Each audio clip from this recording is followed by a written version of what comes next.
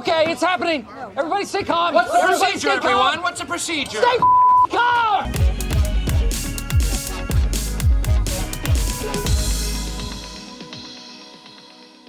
Mickey 17, known as an expendable, goes on a dangerous journey to colonize an ice planet. Bong Joon-ho has become one of my favorite directors over the past couple years with hits like Parasite, Memories of Murder, and The Host. Oh, and also Captain America, Snowpiercer. So whenever I hear he has a new film coming out, I get excited, and I especially got excited when I heard Robert Pattinson was going to be the main lead for this film. And with all the hype and excitement and the pushbacks, it felt like forever until we were going to get this movie. And we finally have this movie. It is now out in about 3 weeks, so I'm sorry that you have to wait a little bit longer, but it is worth the wait. And thank you to the people that let me in early.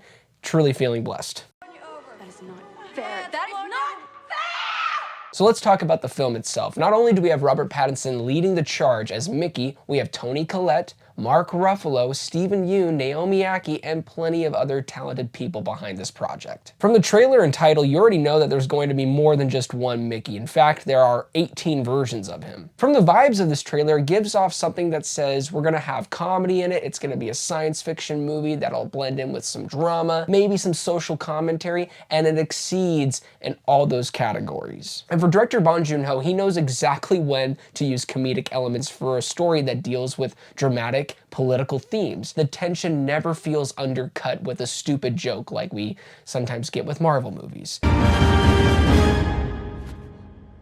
It feels earned. At the heart of this comedy is Pattinson's performance. For majority of the film, in the first half primarily, we are following Mickey 17's perspective. And it's only when he doesn't die that things spiral out of control. When a new version of him gets printed, chaos erupts within their colony. So for the rest of the film, we are following 17 and 18, and they could not be further apart from one another. One is more shy and timid, the other is a loose cannon filled with anger and rage, and he does not care about the consequences of his actions. Once again, Pattinson proves why he's one of the best actors working today. Both Mickeys feel distinct through their mannerisms, their vocal ranges, even one sounding like Steve Buscemi.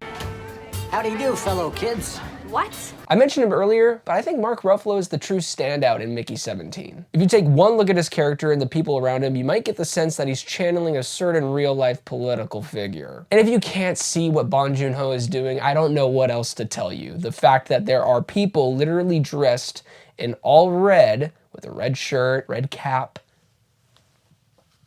Ruffalo plays a failed politician who lost 2 elections before deciding to lead a colony to start a new civilization. You would think his motivation is to be a leader, someone that can guide others to a new beginning, a new hope. But no, of course, there is greed, money, and power mixed in with all that for him. This is where Bong Joon-ho excels in, blending a futuristic sci-fi setting with social commentary that feels uncomfortably close to reality. Some people might get turned off by this. I respect everybody has their own opinions, especially when it comes to a political landscape. Everybody is gonna be yelling louder. Who is the loudest person in the room? For my cup of tea, I don't like to do that. I just want to enjoy this film and let it sink in. And there are definitely some important things that this movie tackles, regardless if it is handling some political things that you may disagree with. They do handle things that actually everybody should agree with. Like being a decent human being that cares about people and where they come from. Beneath the sci-fi spectacle, Mickey 17 explores deeper themes, particularly through characters like Mickey and Marshall. It highlights the dark side of capitalism, identity, and the workforce. How corporations treat employees as disposable, replaceable, valuing only results over the well-being of their workers. And then there's the film's take on colonization, which can be a very jarring topic for certain people. I love that Bong Joon-ho went for it. We have humans arriving on a planet that already has a pre-existing species, yet they treat it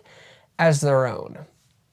Sounds familiar to you guys? Yeah, the director isn't as subtle as he usually is in other projects, but it doesn't matter because it works, it's effective, and thought-provoking. Throughout the film, Pattinson does his thing where he likes to narrate the film, like The Batman, and here in this title. But unlike other films that use narration as a crutch for its character building, it doesn't feel that way at all. It actually builds for the characters. It helps too that our character, Mickey, is somebody that we genuinely care about and are rooting for. It would be a totally different thing if this persons was somebody that we despised and they deserved what they got going for them. But when you mix in all the dark humor with him getting decapitated, burned, gassed, eaten alive, you actually feel bad.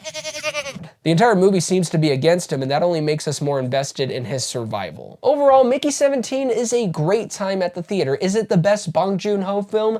No, but it's certainly a great one. Are the political parallels a bit too obvious? Yeah, but if something works, it works. He delivers a film that's big, hilarious, and touching all in one package. Robert Pattinson reminds us why he is one of the best working actors today, and Mark Ruffalo, this could be one of his best performances. If you love smart sci-fi, Mickey 17 is a must watch.